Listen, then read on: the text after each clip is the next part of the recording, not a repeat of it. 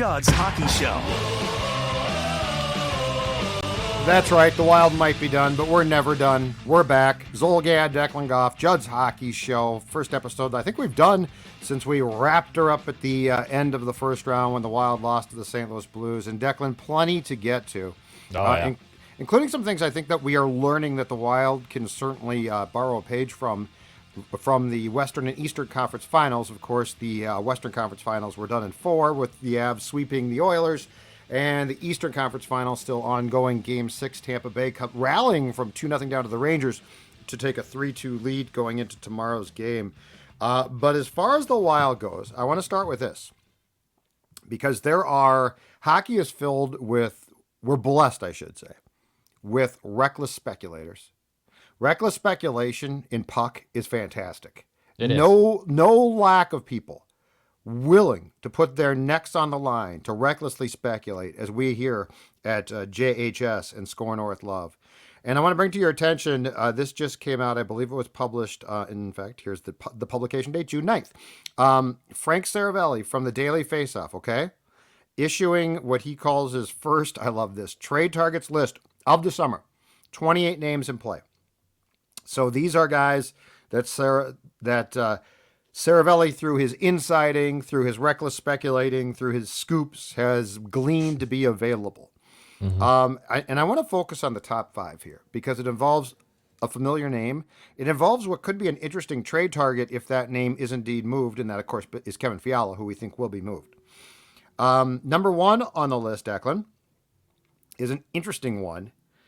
He has a year left on his contract at $6.4 million AAV. Alex DeBrincat of the Chicago Blackhawks, a very good player, left wing.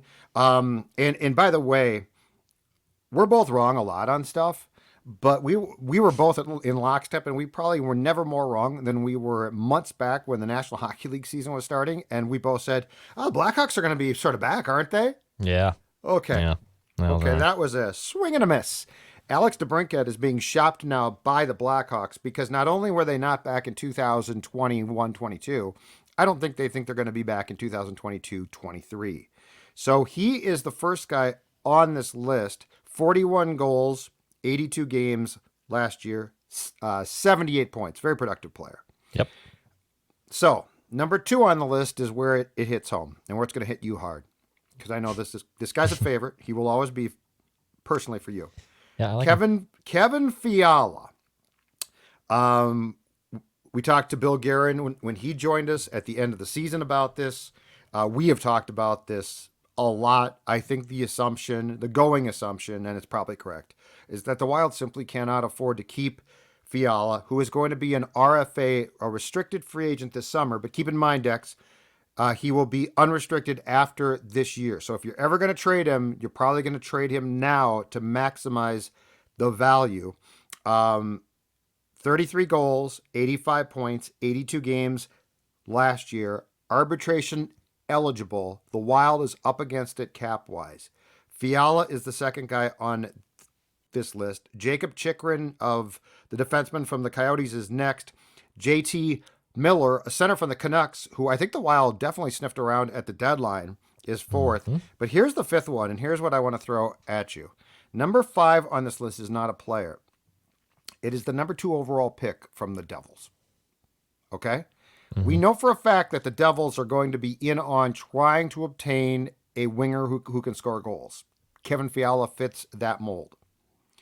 I think you and I both, last time we talked about this, assumed that the number 2 high pick would be too much in a straight-up trade, that you weren't going to get the 2nd overall pick in the draft for Fiala. My question to you is this. Should the Wild be thinking a little bit more outside the box, potentially expanding a trade to get the 2nd overall pick in a deal that wouldn't be straight up for Fiala, but certainly he would be the starting point? Yep. Your thoughts? So, yeah, I don't think Fiala for number 2 pick goes just straight 1-for-1 there. Also, keep in mind, I believe it was Ryan Novinsky of the NewJersey.com reported that due to his talking to insiders, the Devils are the favorites to land Kevin Fiala. Okay. So it seems like Fiala and the Devils make a lot of sense. Tom Fitzgerald former Wild assistant GM. I forget his actual title with Minnesota, but now GM. He talked to the Wild about the job, but didn't get it. Yes, he did. Correct, but has ties to the Wild organization from afar. And the Devils have the necessary cap space to resign someone like Kevin Fiala, which he's going to demand. So I think where this probably starts is it's probably more of some pick swapping too. Can you give Fiala and your first round pick? So what is that, 24, I think, 24th overall? Can you give Fiala the 24th pick to move up to get the second pick? And is Bill Guerin comfortable enough seeking that return back? Now, this draft is weak. It's a weaker draft. Yeah. It's unfortunately, usually when you'd say second overall pick, I think most teams would be like, oh my God, the second overall pick in the NHL draft. Great. This is unfortunately one of the weaker drafts in recent memory. So there isn't a bona fide stud. And typically we're getting a little bit out of this with the NHL, but for the most part, it's still very similar to the baseball draft. A lot of these guys you see are not going to be here for a couple of years. We're starting to see that mold break a little bit more with top 10 guys who are debuting either right away or close to it. So I don't know if the Wild would find an immediate impact player, even if they moved up to the second overall pick. But I think the parameters of throwing in your pick so the Devils still get something in return. I mean, New Jersey's looking at this as probably a situation of, hey, we're not that far away. Like we're actually a lot better than I think people give us credit for. You plug in a dynamic forward like Kevin Fiala, it makes life a lot easier if you're a Devils fan, right? They signed Dougie Hamilton last year. I think the Devils, like I said, are closer than we probably think are competing. The fact they have the second overall pick, I know doesn't say that, but I think they are closer to being not just in the basement for years to come. So if you're the Wild, can you give Fiala and your 24th overall pick, and is Guerin comfortable enough just taking the second back? Would he want more? Would the Devils want more? I glean if you give up Fiala in the 24th for the second, I still think Guerin would probably say, well, I still need something back in return, not just the second overall pick. That's where I would go with it. And that takes us down to the very intriguing path of this. So there is no question that the Wild this past spring took a run. They fell woefully short. It didn't work at all, but they did take a run. I mean, you don't do what they did at the deadline and not be trying. Yep. Bill Guerin positioned himself, especially with the acquisition of Marc-Andre Fleury, and we don't know if he's going to be back or not, but he positioned himself to have his team hopefully take a run deep into the playoffs, and it didn't come close to happening. But you bring up a really interesting point, which is this, and Bill Guerin's never going to come out and say this publicly, but I think it's a fair question. What's the philosophy now? Because you are so up against the cap that I could go through this entire list and be like, this would be a fun guy to acquire, right? And this would be a fun guy to acquire, but the reality is your cap's not going to allow that. And so I think after making a run, which I think was done intentionally with the knowledge that, for the next 3 years, you're going to be up against the cap, that this was really an opportunity to sort of go the veteran route, get some guys, add salary that would then immediately probably come off the books, i.e. Fleury, if he does not come back. But that's where the second pick becomes interesting to me. Because if you are privately we think that Marco Rossi eventually is going to be really good, but odds are he's not going to step in this coming season now and be really good. He might be good, but he's going to go upwards, one would think, on a trajectory. So all of that being said, you throw out an interesting scenario that could be talked about probably more privately of where are we? Where have we been left because of the cap implications? And if we are at, let's say we are at, on a scale of 1 to 10, we're at 0.45 right now. It might make sense to use the second pick, develop another player who's prepared to pop when the cap goes back, when you are, again, in position to now make substantial additions, which you're not. And I think that's a reality, Dex, that fans probably don't want to hear or deal with, but I think it's the truth. So the funny part here, too, is replacing 86 points from Kevin Fiala is a task. You will not, unless I'm very wrong on this and they somehow get equivalent player back. You're not going to replace 86 points with one player.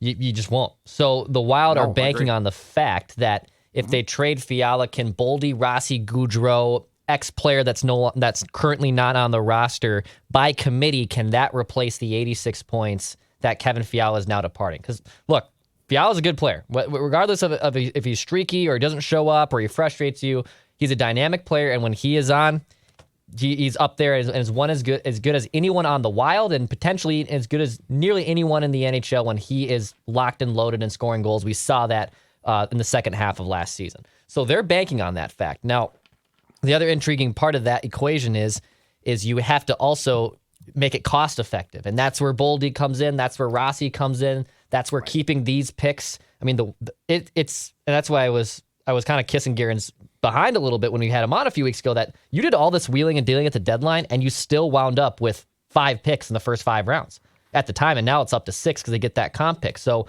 with all those trades they made, they actually still have picks in each of the first 5 rounds, which is remarkable when you really, really consider it. And you need those 5 picks, Judd, that you have in the first 5 rounds. It's probably likely only 2 of those players are going to be legitimate NHL contributors. You know, it's going to be more likely that all 5 of those guys, 3 of them aren't going to sniff the NHL or aren't going to make a career in it, right? But can one of those guys over the next 3 seasons, when you're in the buyout hell, step up and be that dynamic player for you? Now, the Wild are banking on that fact, and they have to because of those buyouts. And even though it's a weaker draft, I mean, let's be honest, what's more likely? The second overall pick when you're selecting becoming that stud player, or the 24th? And there's a significant drop-off between the second, and this just goes in any draft, right? Hockey, football, basketball. There's a significant talent drop from number 2 to 24th. And the Wild have made a living, for the most part, of when they have had a first-round pick, but selecting between that 16 to 24th spot when they haven't traded that pick over the last 10 years. This is one of the rare instances where you'd have the second overall pick, man. And this would be a legitimate potential game-changing player. So that's where they have to hit on these draft picks, and one of these guys has to, if one or only one of those first 5, to my grand point, ends up being a decent NHL player, you'll take that. And that's kind of the nature of the draft.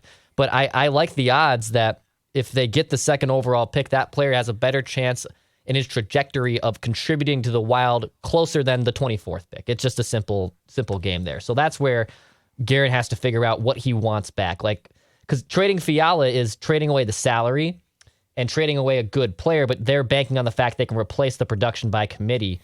And if they're not going to take salary back, which obviously is not their goal here, then they have to hit on the draft picks. So the question becomes this, again, privately, because you're never going to discuss this publicly, nor should you. Privately, I'm feeling like my very smart analytics people are coming to me and saying, you know what Goudreau did last year? And I'm like, yeah. They're like, it ain't going to happen again. And then they say, you know what Hartman did last year? And I say, oh, yeah. And they say, it ain't going to happen again. So privately, what I'm saying is, I think that you might have no intention of getting anything close to what Fiala brought in 2022-23. What I'm saying is your path, which is the draft picks.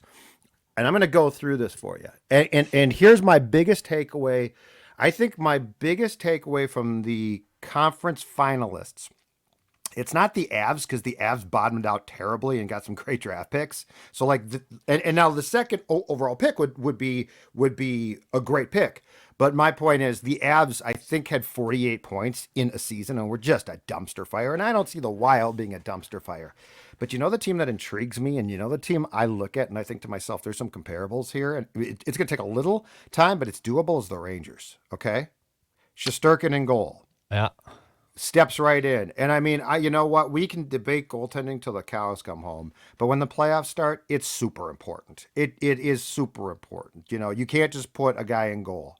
A grade A goaltender becomes absolutely huge. And let's call a spade, Declan. The Wild has not had a grade A guy, maybe ever, but they certainly have not in recent years. Yeah. So my point is this: look through. So let's say that they work a trade and get the second pick, which is going to be a good pick. And you probably would have to work to botch that pick, which I don't think Bill Guerin would do. But let's look through the recent top picks. And again, I urge you to think about this when the cap hell ends, okay? And I know it's not fun, but I urge you to think about this.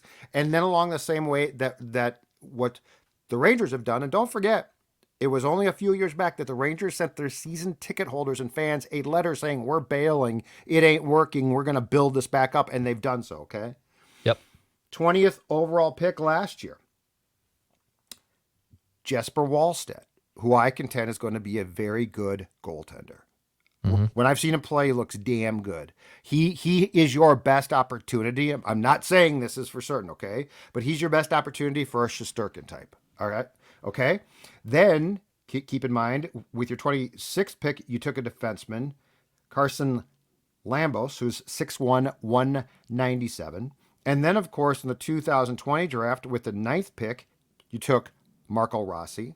In the second round, I can't even pronounce his name, but the kid, the center who's in Russia, who is going to come over eventually. Yeah. Merit, Khusnutdinov.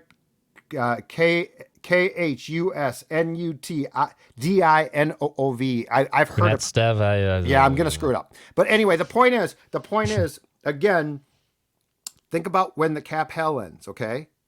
And if you're in position for all of these guys to be here and be popping at that point in time, and now you can add. That's where I think the Rangers, and this was my grand point, the Rangers have the template now that I think that you could very much look to. And that's why the more I think about this, Dex, I'm not really worried about Fiala being replaced for next season. I'm much more focused now on what you can turn that into for the long run. Because if that's a star player, I'm happy. Yep. Quickly, just running through also, in the theme of looking back on drafts, let's look at recent second overall picks too. Last year, I believe it was Matthew Benners, a Michigan, a good college hockey player. The Kraken took him. Seattle. At second. Beniers, Quentin Byfield went to the Kings in 2020. He's, I think, going to have an amazing career. The other Capo Kakko went to the Rangers in 2019. Nice Svej with Carolina went in 2018. He's been a great player for Carolina.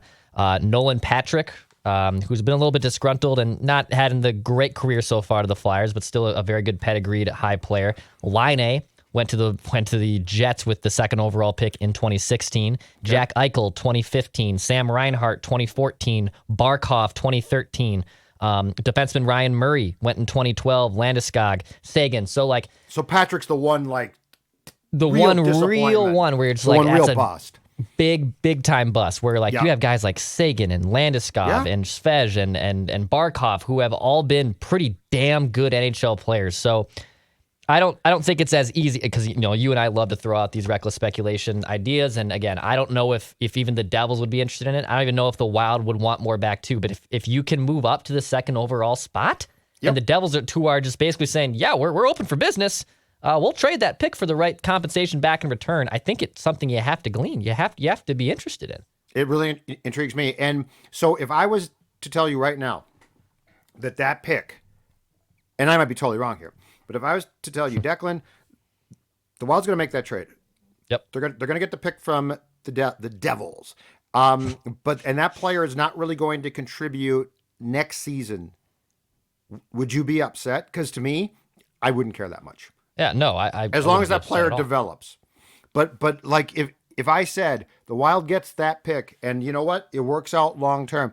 Because I think the one thing I think with how things are structured, and this does not sound fun, but I think it's probably a realistic thing to say. I think there's a good chance that we have to look at this now as a developmental plan. The other thing too, Dex, is this one too. And we learned it from the playoffs. This team has to get right at center. They have to. And they're not right now. And look, Hartman and Gaudreau were major surprises during a regular season that was fantastic. But you know what happened? We got to the playoffs, and they sort of disappeared. And I don't even blame them.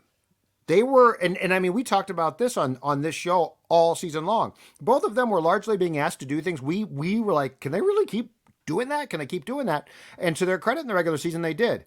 But the playoffs, if you watch him now, it is a different animal. And among the key positions for sure are center, the blue line, and your goaltender is huge.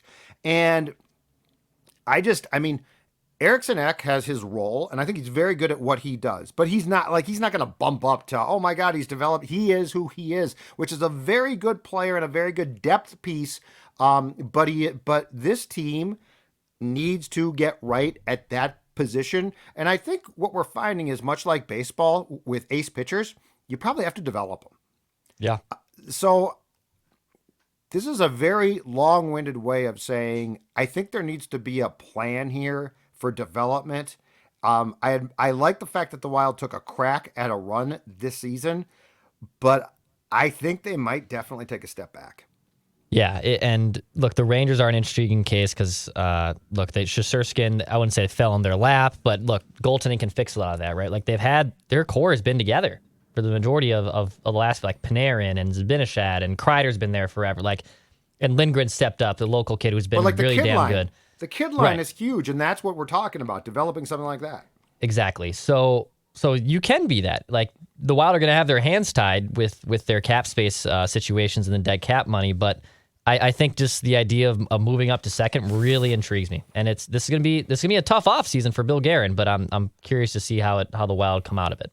He's a pretty smart dude too, though. So, speaking of smart, I want to tell you about my friends at Livia Weight Control Centers. Not me.